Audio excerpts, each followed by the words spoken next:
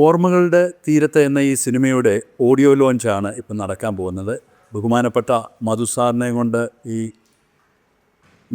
ഈ ചടങ്ങ് നടത്തുവാൻ സാധിച്ചത് അതിയായി സന്തോഷിക്കുന്നു. സാറിനോട് നന്ദി പറഞ്ഞുകൊണ്ട് തുടങ്ങട്ടെ. ദൈവം തന്നൊരു വലിയ അവസരമാണ്.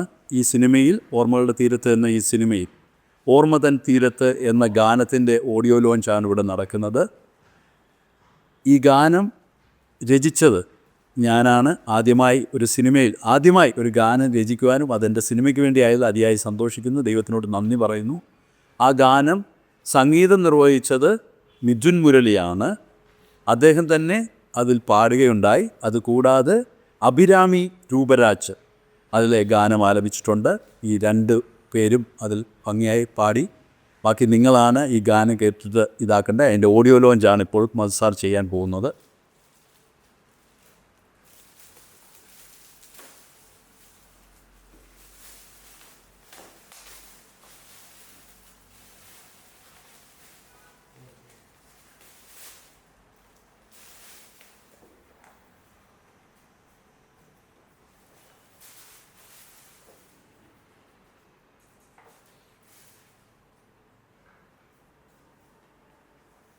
സന്തോഷമുണ്ട് ഈ ഓഡിയോ ലോഞ്ച്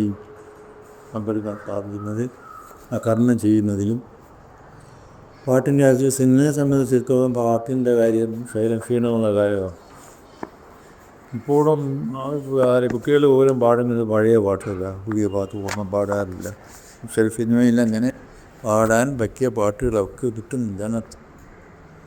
അതിന് ഹൃദയത്തിൽ തട്ടുന്നത് കേട്ട് കഴിഞ്ഞാൽ കടന്നില്ല.